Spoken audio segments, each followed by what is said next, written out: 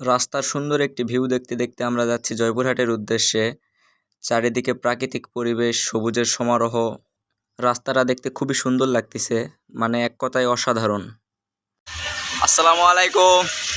আমরা মাত্র বগুড়া থেকে ল্যান্ড করলাম বাংলাদেশে। এখন বর্তমান আছি হলো জয়পুরহাটে। আমরা এখন যাব জয়পুরহাট বাণিজ্য মেলায়। চলে আসলাম বাণিজ্য মেলার গেটের সামনে। এখানে ছাতা দেওয়া আছে, ছাতাগুলো খুবই পাতলা পাতলা দেওয়া আছে, ঘন দেওয়া থাকলে আরও ভালো লাগতো। তো দেখতে পাচ্ছেন বাণিজ্য মেলার গেট। এখানে প্রবেশ করতে হলে টিকিট কাটতে হবে। টিকিটের মূল্য মাত্র 20 টাকা। ঢুকে পড়লাম মেলার ভিতরে। মেলায় খালি কসমেটিকের দোকান।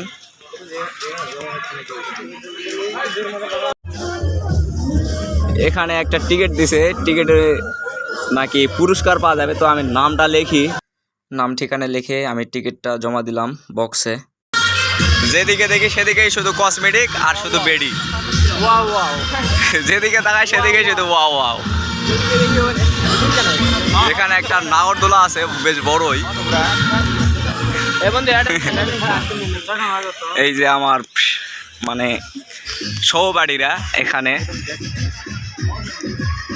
সামনে 5 জন আর আমি পিছনে একজন, মোট 6 জন আমরা।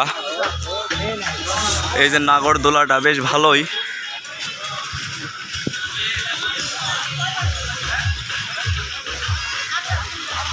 চারিদিকে শুধু কসমেটিকের দোকান।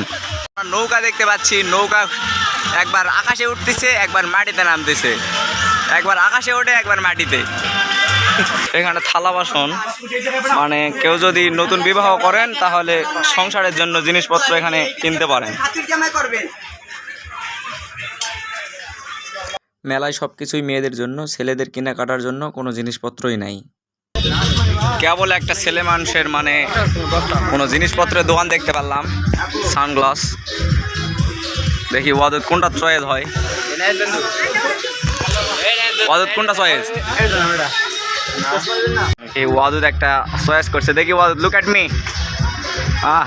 পুরাই হিরো। এই সব ঠিক আছে। এখানে কিন্তু জায়েদ খানের রোলেক্স ঘড়ি পাওয়া যায়। আমরা এখন জয়পুরহাট বাণিজ্য মেলা থেকে বের হচ্ছি। অনেক ঘুরলাম, ছেলে পেলে নাই, শুধু আমরাই, তাছাড়া বাকি সব নিয়ে, সেজন্য বের হলাম। বাণিজ্য মেলা থেকে বের হয়ে আমরা বাসায় যাওয়ার পথে এখানে দেখতে পাই আই লাভ জয়পুরহাট। তো এখানে ছোট্ট একটা ভিডিও করে নিলাম। আমরা এখন এসেছি জয়পুরহাটের ভাইরাল একটি জায়গা, আই লাভ জয়পুরহাট। সামাজিক যোগাযোগ মাধ্যমে জায়গাটি খুবই ভাইরাল। আজকের ভিডিও এই পর্যন্তই। সকলে ভালো থাকেন, সুস্থ থাকেন। আল্লাহ হাফেজ। দেখা হবে পরবর্তী কোনো ভিডিওতে।